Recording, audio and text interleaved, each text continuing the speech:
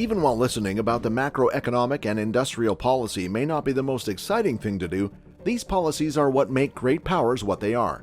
Manufacturing facilities, distribution networks, and financial statements are required for both bullets and bandages. You might have heard about it, right? So the sanctions imposed by the West were never intended to be a 1-2 punch that would end things quickly.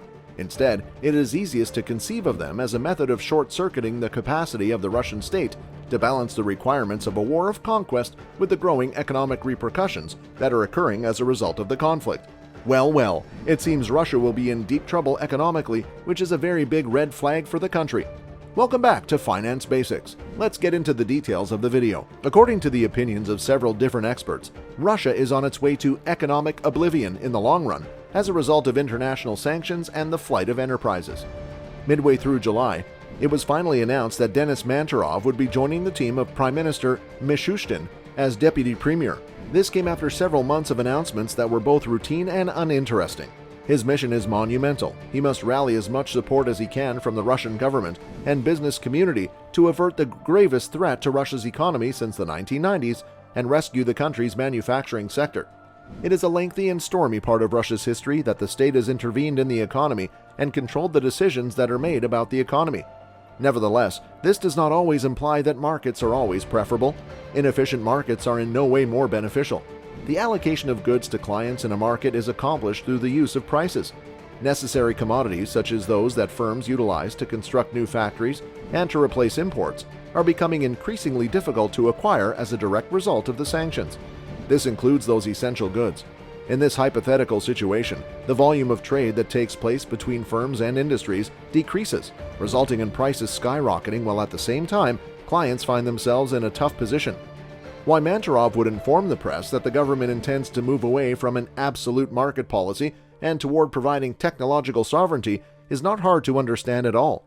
The proliferation of bottlenecks is choking the economy, and the state is the only entity that, in theory, possesses the capacity to eradicate bottlenecks by providing the resources and coordination required to do so. It is no longer possible for markets to adapt quickly enough to the various new sorts of difficulties that are appearing. Misdeeds of the past, problems of the present. Whatever decisions Manturov and the other policy curators make, they will inevitably be judged in light of their previous transgressions. Over the past 23 years, the deep lack of long-term planning and political predilection for the stagnation that are hallmarks of the Putinist ideology have exacted a heavy toll, not just on the Russian economy, but also on the nation's military machine. Even when Russia's economy was humming along nicely in the 2000s, the federal government nevertheless managed to rack up massive budget surpluses, remove funds from circulation, and fail to give adequate priority to long-term investments in infrastructure. As a matter of policy, the government was putting aside anything from 5 to 6% of GDP each year. If an increase in oil and gas production served as the engine that propelled Russia's rise from 1999 to 2008, then the money that was squirreled away served as a handbrake that permanently hindered progress. Since well over a decade ago, the prudence of the state's finances has functioned as a straitjacket that has constrained both investment prospects and living standards. This has been the case because the prudence of the state's finances has acted as a straitjacket. As a result of the dictatorship's policy of hoarding money to purchase support in a time of crisis or to ride out sanctions, the dictatorship was deprived of the fundamental material requirements required to conduct a war and command an effective wartime economy. This made it impossible for the dictatorship to wage war and command an effective wartime economy. To effectively build up domestic industries for complex components, a government needs a lot of cash, the ability to import key components, a trading strategy that permits local companies to gradually advance up the value chain, and adequate demand for whatever is produced. Additionally, the government needs to ensure that there is adequate demand for whatever is produced.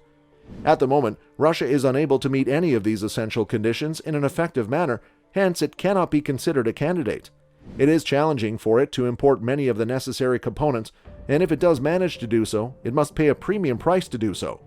Over the previous 2 decades, there has been a slow but steady erosion of domestic demand, and the country is presently going through its 3rd big recession in the space of the past 15 years. Before the 24th of February, Russia could spend billions of rubles expanding its capacity to replace the diverse array of items that it purchases from other nations. Now, we face the possibility of higher inflation since major constraints will be imposed on the availability of supplies for any future industrial expansion. Almost every consumer and defense industry relies on foreign inputs to varying degrees, whether it is generators, industrial bake ovens, airplane or automobile components, mining equipment, or proprietary software that was formerly shared by foreign companies that are now exiting the Russian market. Running deficits to considerably increase output would inevitably lead to an increase in the price of scarce products, which will make it more difficult to construct new industries in an environment with a decreasing labor force and diminishing levels of labor migration. As the state works hard to prevent or reduce budget deficits, the economy is being buffeted by a perfect storm that is driving up prices, causing consumers to spend less, reducing investment, and dragging down earnings. What on earth were they contemplating? Well, if it ends up being the case that the decision to invade Ukraine in 2021 was made, there is no evidence to suggest that Putin and those closest to him made any kind of economic preparations for what would happen once the decision was made to attack Ukraine. It's conceivable that this is the consequence of real astonishment. The Western partners and allies were able to successfully coordinate the various types of punitive actions. The measures for a wartime economy that were passed by the Duma in July give a legal foundation for the shift of resources from the civilian sector to the military. This is true regardless of what is being discussed behind closed doors in Moscow. On the other hand, they do not address the genuine problem that exists. The dictatorship's inability to formulate a long-term economic strategy ensures that it will continue to fail. Alternatives to having strong institutions that can coordinate investments or decide who gets what if strong institutions are not present include handshake deals, frantic campaigns from businesses, and the steady accumulation of advantages for state-owned firms or companies that have easier access to credit.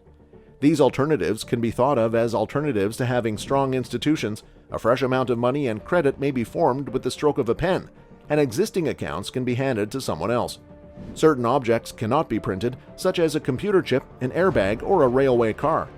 To characterize Russia's failed efforts to obtain economic independence, the idea of technical sovereignty is merely the most recent word salad to be employed to do so.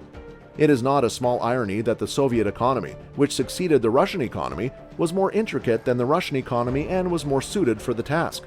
Despite the many challenges it faced, the country maintained institutions that were effective at coordinating the main policy options and guiding investment.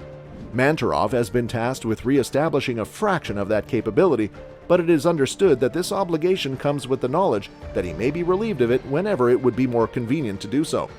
Russia is still capable of going to war despite all of these restrictions. Can Russia afford to win if the cost of victory is the destruction of the economy? This is a question that far too few people are asking, but the shortcomings of the Russian political system and its knowledge of economic strategy raise it. Let us know in the comments section down below if you think Russia can buckle up or it is going to end badly. So that was it for today. If you enjoyed the video, smash that like button and subscribe to our channel for more updates like this. Thanks for watching.